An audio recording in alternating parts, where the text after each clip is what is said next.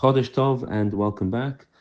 Last week we went through the principles of Hag'ala and understanding how the process works, the difference between Hag'ala and Libun when they're needed, and other fundamental principles with regards to all of this. I want to spend the next couple of days just going through some practical appliances and understanding how and what needs to be done for both the Sfaradim and Ashkenazim. But one final point before we do that is just to recognize that whenever we do Hag'ala, there's a number of things we need to be aware of. Firstly, is it's good practice not to use the utensil which is going to be kashered for at least 24 hours before it's going to be kashered. The reason for this is as follows. The question asked by the Rishonim is, look, Hag'ala expels the taste, the forbidden taste absorbed in the walls of the utensil being kashered. Great. But then, whilst it is being expelled, what is preventing that taste which is being sucked out and expelled from the walls of the utensil to be reabsorbed again? The heat is boiling. That heat has the ability to expel, and similarly, seemingly, it should have the ability to bring back and to reabsorb that taste into the utensil. And so two main answers were given in the Rishonim with regard to this question. Rashi's answer was that, look, when the taste is being expelled from the walls of the utensil, it doesn't have the ability simultaneously to be able to reabsorb.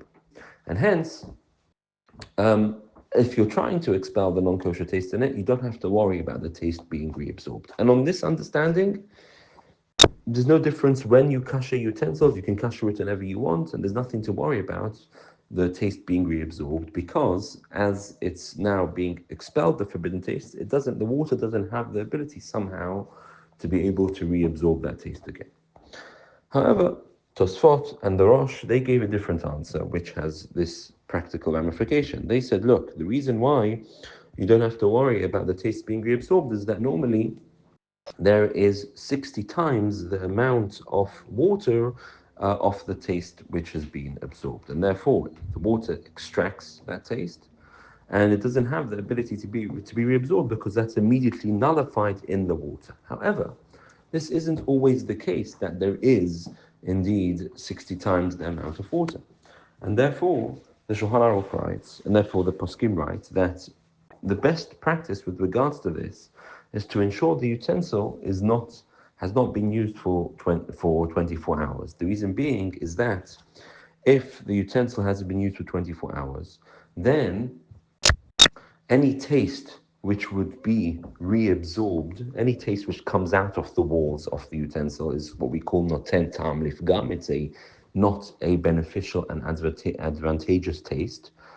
And therefore, when that taste is expelled, even if it was reabsorbed, meaning even if we understand like Tosfot that it has the ability to reabsorb, and even if there isn't 60 times the amount of water that there is against the taste, and it gets reabsorbed, still it would be fine, because taste which is absorbed, and that taste from the beginning is not advantageous taste, that doesn't have the ability to make anything forbidden.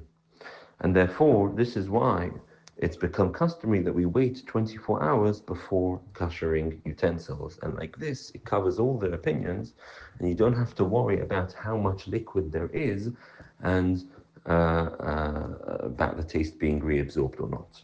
So this is why, generally speaking, we tell people when you kasher utensils at home, you wait 24 hours. In public places where kashering of utensils is done, they can't rely on that, on people doing that, and therefore they will add in soap, they will add in a detergent, they'll add in something which will, even if the utensil hadn't been used for the last 24 hours, it would in any case be fine if it was reabsorbed, because of the soap makes that taste which comes out immediately a negative taste.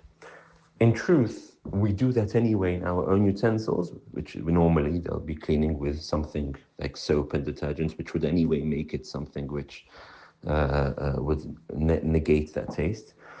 And so, really, if one didn't kasher for waiting 24 hours, it's fine, as long as there was some soap used. But in practice, we do recommend that before kashering, we wait 24 hours. And so this is why, when we'll explain all the things that we wait to kasher, we wait 24 hours in advance. Have a great day and Chodesh Tov.